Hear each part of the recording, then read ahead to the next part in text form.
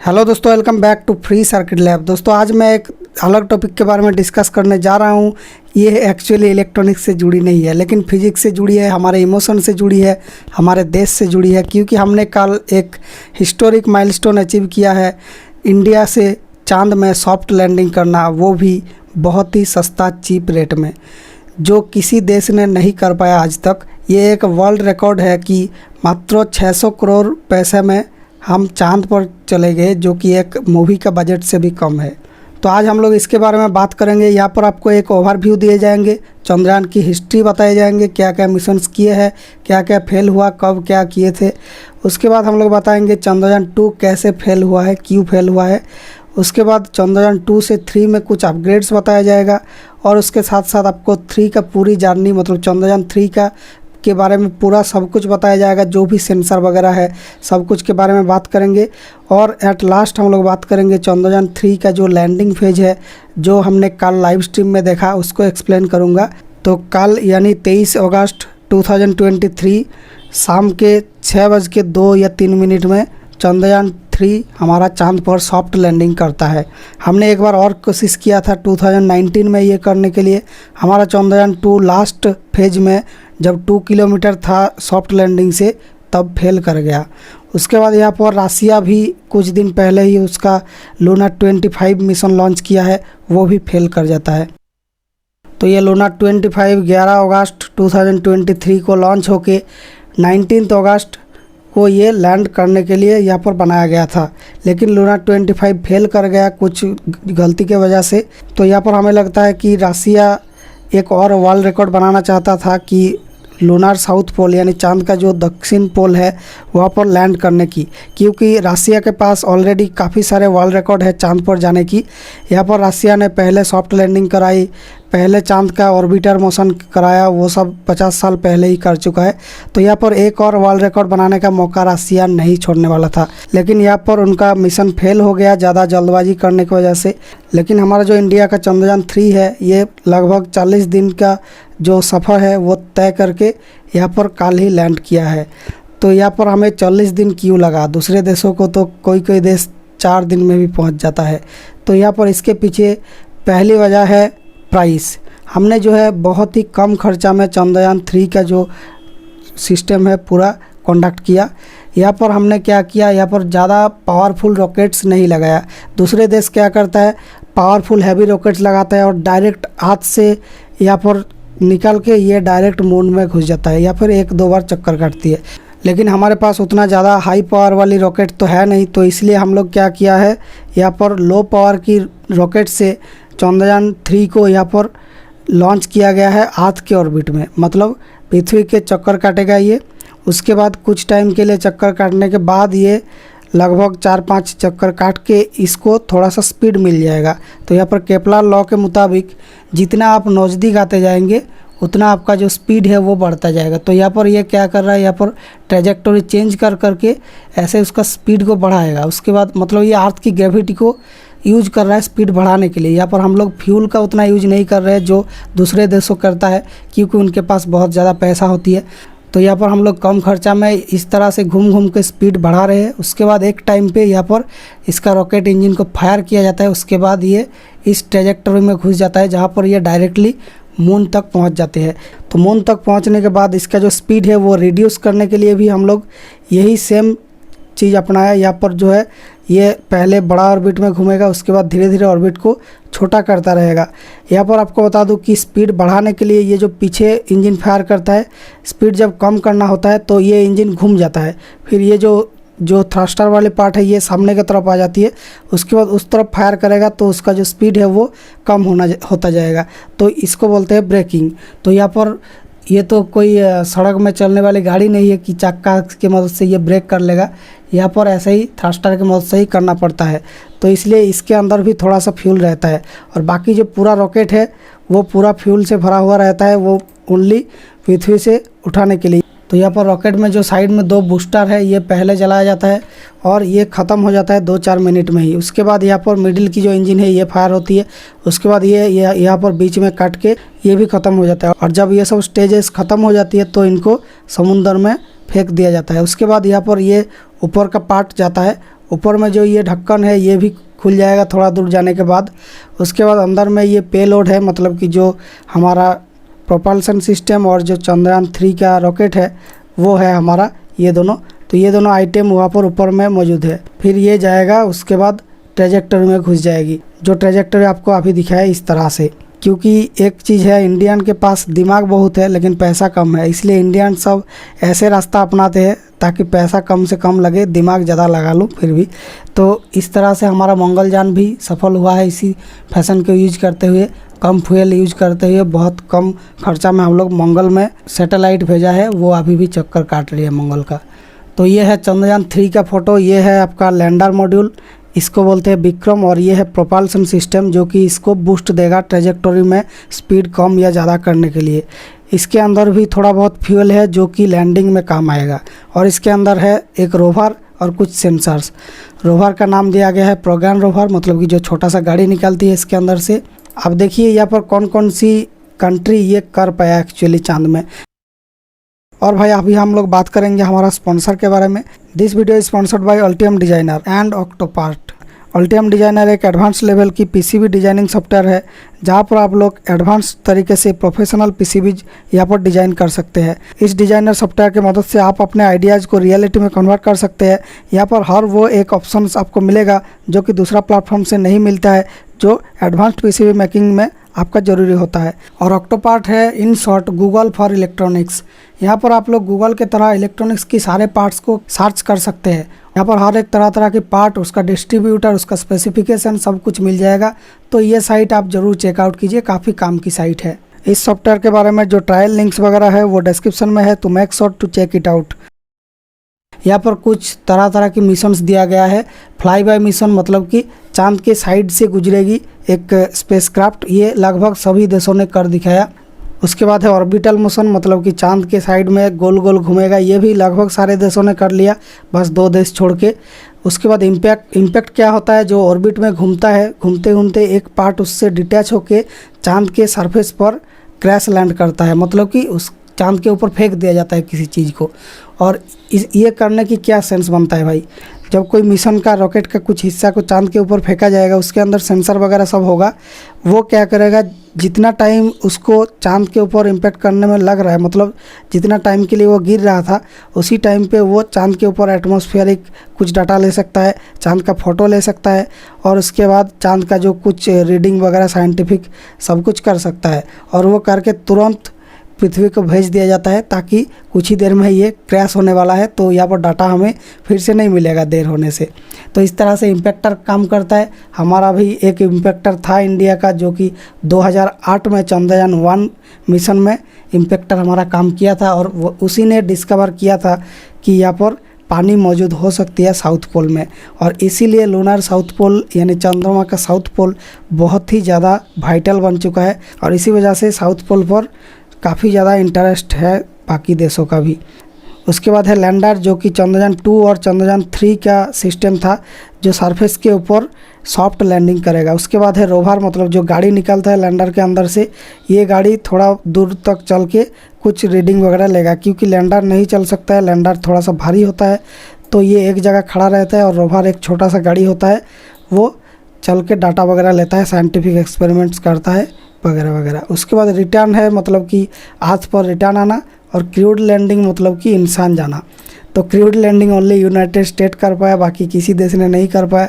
India आज तक क्या क्या किया है, यहाँ पर ये रोवर तक किया है, मतलब फ्लाई बाय किया, चांद के साइड से गुजरी, ऑर्बिटल किया, मतलब कि चंद्रयान 1 में हम लोग 2008 में एक ऑर्बिटर भेजा था जो कि ऑर्बिट कर रहा था और कुछ डाटा वगैरह फ़ोटो वगैरह ले रहा था। इम्पैक्टर प्रोब हमने दे दिया चंद्रयान में, जो कि 2008 में चंद्रयान 1 का ही हिस्सा था। एक ऑर्बिटर से एक हिस्सा गिराया गया था चांद की सरफेस में, और कुछ डाटा लिया गया था।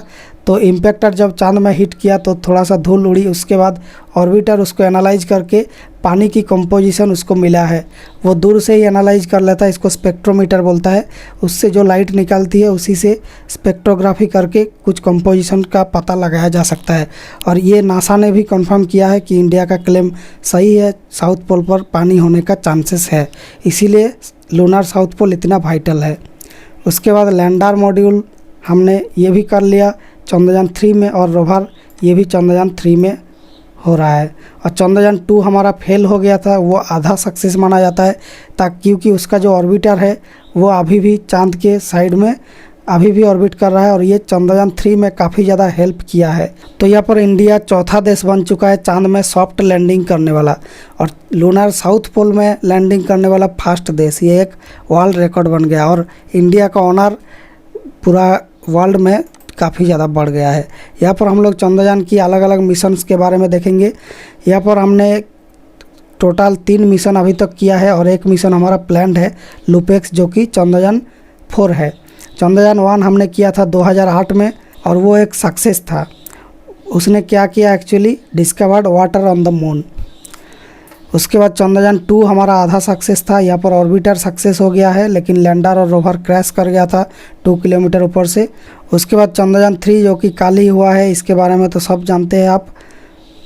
तो ये humanity's first soft landing in the south pole, lunar south pole, ये एक वर्ल्ड रिकॉर्ड बना दिया इंडिया में। और लुपेक्स क्या है, तो लुपेक्स एक्चुअली चंद्रयान 4 है, ये 2026 में होने वाली है। ये एक्चुअली कोलाबोरेशन करके लॉन्च किया जाएगा जेक्सा से। जेक्सा मतलब कि जापान एरोस्पेस एक्सप्लोरेशन एजेंसी, मतलब जापान से हम लोग कोलाबोरेट करके 2 देश मिल के जॉइंट मिशन करेंगे, ऐसा ही इंफॉर्मेशन है। नेक्स्ट हम लोग बात करते हैं LVM के बारे में। LVM क्या है, लॉन्च व्हीकल मार्क 3। यही है हमारा सबसे पावरफुल रॉकेट, जिसके ऊपर बैठा के चंद्रयान 2 और 3 को हमने लॉन्च किया था। इसका पहले नाम था GSLV मार्क 3, और इसका नाम अपग्रेड करके LVM 3 कर दिया गया है, लॉन्च व्हीकल मार्क 3। तो ये रॉकेट हमारा सबसे ज़्यादा पावरफुल रॉकेट है आज तक की। इसके बारे में विकिपीडिया यहाँ पर पढ़ सकते हैं। और इसी में चंद्रयान 2 और 3 ये दोनों लॉन्च किया गया है। भाई अब बात करते हैं चंद्रयान 2 फेल कैसे हो गया। देखिए चंद्रयान 2 जस्ट इस पॉइंट में फेल हुआ था जब 2 किलोमीटर एल्टीट्यूड बाकी था। यहाँ पर लैंड करने की कुछ फेज होते हैं, जैसे कि rough braking phase, attitude hold phase, fine braking phase, उसके बाद टर्मिनल डिसेंट फेज। तो ये चांद पे लैंड कैसे करती है, यहाँ पर ऑर्बिटर के साथ जो लैंडर है दोनों मिल के ऐसे चांद के साइड में गोल गोल घूमता रहता है। उसके बाद लैंडर और ऑर्बिटर सेपरेट हो जाती है, और ऑर्बिटर घूमते ही रह जाता है, और लैंडर यहाँ पर देखिए इस तरह से इस पॉइंट में सेपरेट होके ये इस पॉइंट से ऐसे आके सरफेस पे लैंड करता है। तो यहाँ पर अगर ये सेपरेट हुआ है, उसके बाद ये जब लैंड करेगा तो इसका 2 वेलोसिटी होती है। एक है ऊपर से नीचे तक वेलोसिटी, मतलब सरफेस के साइड तक, और एक है साइड में वेलोसिटी। तो ये दोनों वेलोसिटी को 0 करना पड़ता है, और वो कब करना पड़ता है, जहाँ पर हमने लैंडिंग साइट चुना है, जिस जगह पर लैंडिंग करना है। तो ये काफ़ी ज़्यादा क्रिटिकल है कि हमें पूरा कैलकुलेशन के साथ आगे बढ़ना है। तो यहाँ पर इस साइड में है एल्टीट्यूड, मतलब कि हाइट कितना हम लोग नीचे आया है, और ये है साइड में जो कितना साइड में गया है। तो यहाँ पर स्पेसक्राफ्ट क्या करता है, यहाँ पर पहले इसको स्लो किया जाता है, क्योंकि जब ऑर्बिट में घूम रहा था तो इसका स्पीड बहुत ही ज़्यादा होती है। 1 सेकेंड में 1.6 किलोमीटर होती है, मतलब बहुत ही ज़्यादा स्पीड है। इस स्पीड में तो लैंड नहीं कर सकता, ये क्रैश कर जाएगा। तो इसको स्लो करने के लिए इसका जो थ्रस्टर वाली पार्ट है, जो नीचे में थ्रस्टर लगा हुआ है, उसको ये जिस साइड में जा रही है उस साइड में ओरिएंट करके इस साइड में फायर करेगी। तो क्या होगा, इसका स्पीड जो है स्लो होता रहेगा।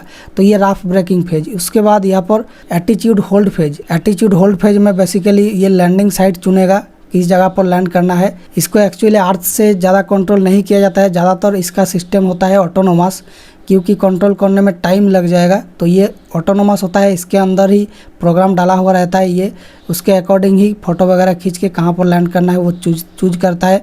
इसलिए फ़ोटो खींचना और सेंसिंग वगैरह कुछ डाटा लेने के लिए इसका जो ओरिएंटेशन है इसको लॉक कर दिया जाता है। उसके बाद यहाँ पर फाइन ब्रेकिंग फेज होती है। यहाँ पर ये जो हॉरिजॉन्टल जो थोड़ा सा टिल्टेड सिस्टम था, ये जाके एकदम सीधा वर्टिकल हो जाता है, क्योंकि ये जो हॉरिजॉन्टल वेलोसिटी है उसको ये 0 मीटर पर सेकंड में ला देता है। उसके बाद ये ओनली वर्टिकल वेलोसिटी इसका बचा रहता है और उसको ये डाउन करता है। उसके बाद ये धीरे धीरे नीचे में थ्रस्टर फायर करते हुए नीचे आने लगता है। उसके बाद ये लैंडिंग साइट चुन के ठीक जगह पर पत्थर वगैरह उसको अवॉइड करके ठीक जगह पर लैंड करता है। यहाँ पर चंद्रयान 2 में जो फेल हुआ था, तो यहाँ पर थ्रस्टर के इम्बैलेंस के कारण यहाँ पर कुछ एरर डेवलप हो गया था, जो कैलकुलेशन में था उसके अकॉर्डिंग नहीं जा रहा था। उसके बाद एटीट्यूड होल्ड फेज में ये कुछ भी कर लो, यहाँ पर एटीट्यूड होल्ड फेज में ये उसका ओरिएंटेशन शिफ्ट नहीं करेगा, इसलिए इसको टाइम नहीं मिला उसको ठीक करने की। और यहाँ पर थ्रस्टर की इम्बैलेंस की वजह से ये घूमता रहा है गोल गोल, तो ये उसको ठीक नहीं कर पाया सॉफ्टवेयर लिमिटेशन की वजह से। उसके बाद ये घूम के ये यहाँ पर इसका स्पीड को कम नहीं कर पाया, तो ये क्रैश कर गया होगा। लेकिन चंद्रयान 3 में हम लोग ये कर दिखाया। यहाँ पर क्या क्या अपग्रेड्स किया गया है। चंद्रयान 3 में जो लैंडिंग साइट है वो चंद्रयान 2 में बहुत ही ज़्यादा कम था। लेफ्ट साइड में ये 2 का फोटो है, राइट साइड में 3 का फोटो है।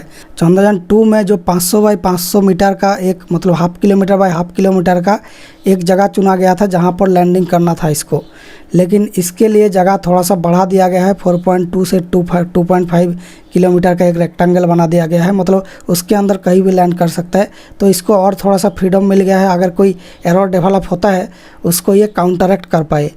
उसके बाद यहाँ पर जो सोलर पैनल्स की काउंट है ये यहाँ पर बढ़ा दिया गया है।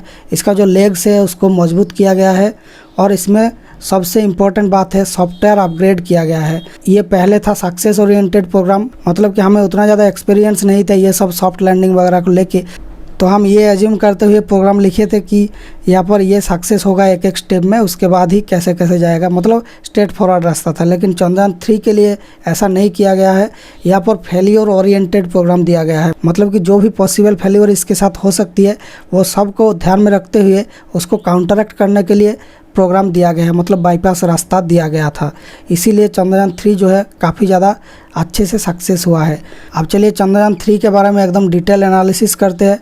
चंद्रयान 3 लॉन्च किया गया है 14 जुलाई 2023 को, और ये लैंड किया है 23 अगस्त 2023। ये लैंडर का नाम विक्रम रखा गया था, विक्रम साराभाई नाम का एक साइंटिस्ट के नाम पे, क्योंकि उन्होंने ही इसरो का जो स्थापना करने में बहुत ज़्यादा मदद किया था। यहाँ पर इसके अंदर जो पेलोड है, पेलोड के अंदर कुछ सेंसर वगैरह होती है, इसके नीचे रॉकेट कनेक्टेड रहती है। तो ये है प्रोपल्सन मॉड्यूल, ये चांद के साइड में घूमता रहेगा, और जो हमारा चंद्रयान 2 का ऑर्बिटर है वो भी घूम रहा है। तो ये दोनों ने मिलकर इसको नेटवर्क प्रोवाइड करेगी, इंडिया से कनेक्शन प्रोवाइड करेगी। और ये है विक्रम लैंडर, इसके अंदर रोवर नाम का ये गाड़ी है, प्रज्ञान नाम का रोवर है। चंद्रयान 3 का मेनली 3 गोल था। पहले एक सॉफ्ट लैंडिंग कराना, उसके बाद यहाँ पर जो रोवर नाम का गाड़ी है प्रज्ञान रोवर, उसका जो कैपेबिलिटी है उसको टेस्ट करना, और उसके साथ साथ ही कुछ साइंटिफिक एक्सपेरिमेंट्स करना लूनर सरफेस को अंडरस्टैंड करने के लिए बेटर। तो यहाँ पर बेसिकली पानी की खोज में ज़्यादा इम्पोर्टेंस दिया गया है। तो इसका ये इंटीग्रेटेड मॉड्यूल ये ऑर्बिट तक जाती है, उसके बाद सेपरेट होकर प्रोपल्सन मॉड्यूल घूमता रहता है, और ये विक्रम लैंडर नीचे आता है, उसके अंदर ये रोवर है। और यहाँ पर पेलोड में कुछ जो सेंसर्स दिया गया है ये है सब सेंसर्स का नाम। यहाँ पर पेलोड की बात करें, मतलब कि सेंसर्स की बात करें, तो लैंडर के अंदर यानी विक्रम के अंदर क्या क्या सेंसर है। Chandra's surface thermo physical experiment, ये क्या करेगा, ये एक्चुअली जो चांद का सरफेस है उसका थर्मल कंडक्टिविटी एंड टेम्परेचर को चेक करेगा।